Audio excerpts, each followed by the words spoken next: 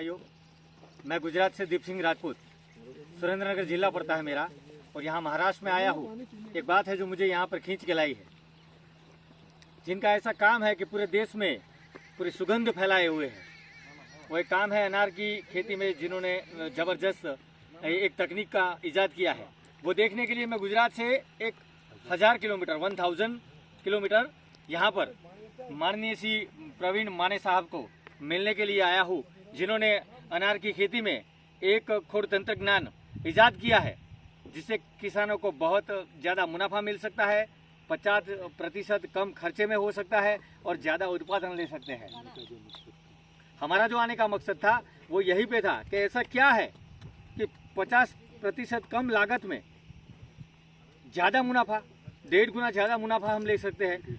कम से कम ज़मीन के अंदर, कम से कम 1 एकड़ के अंदर लगभग 500 और 600 के बीच में, यानी 550 के आसपास, 550 के आसपास पौधे लग जाते हैं। तो वो हमने यहाँ पर आकर रूबरू देखा है और वाकई में हमें ऐसा लगा है ये पौधा अभी 4 महीने 5 महीने का है।